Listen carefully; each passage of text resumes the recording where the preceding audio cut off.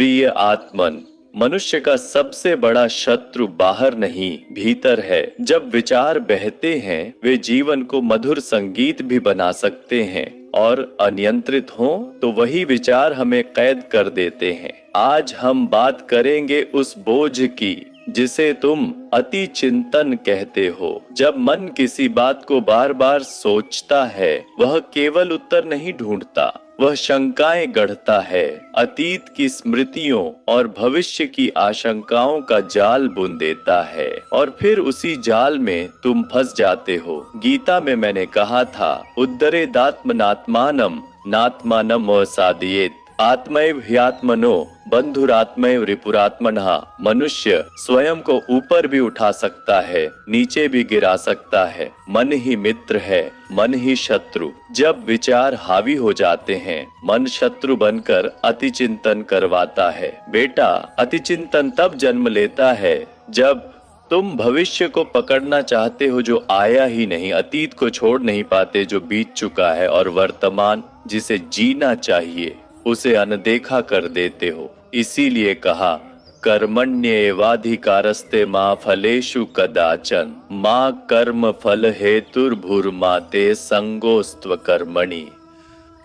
तुम्हारा अधिकार कर्म पर है, फल पर नहीं। जब तुम फल की चिंता में डूबते हो, इससे क्या होगा, लोग क्या कहेंगे, असफल हुआ तो, यहीं से अति चिंतन प्रवेश करता है। अति चिंतन शरीर को थका देता है, नींद छीन लेता है और आत्मा को बेचैन करता है। ये तुम्हें उस जगह ले जाता है जहां कार्य रुक जाता है और केवल विचार घूमते रहते हैं। मैंने चेतावनी दी, अशांतस्य कुतः सुखम, जो शांत नहीं उसे सुख कहां से मिलेगा। और अति चिंतन शांति को धीरे धीरे खा जाता है। तो प्रिय आत्मन, उपाय क्या है? ध्यान और नाम स्मरण। जब भी विचार अशांत करें, आंखें बंद कर मेरे नाम का जप करो। हरे कृष्ण कृष्ण कृष्ण हरे हरे, हरे राम राम राम हरे हरे। निरंतर जप से मन का प्रवाह शांत, स्थिर, साक्षी भाव में आता है।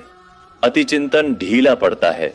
वर्तमान में जीना स्वयं से कहो, अतीत बीत गया, भविष्य अभी नहीं, मेरे पास यही क्षण है। जो अभी है उसी में पूर्ण ध्यान, यही अति चिंतन की जड़ काटता है। कर्म में लगना सोचते रहना छोड़ो, सधे हुए छोटे छोटे कदम लो, कर्म से गति आती है। योगः कर्मसु कौशलम, योग का अर्थ है कर्म में कुशलता।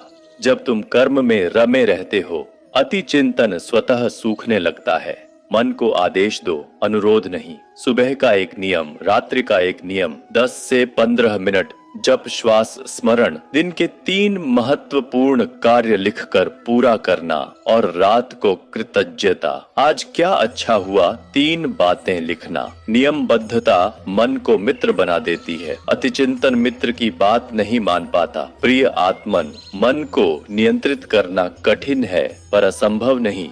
जब तुम अपने मन को मेरे चरणों में समर्पित करते हो, अति चिंतन धुएं की तरह उड़ जाता है।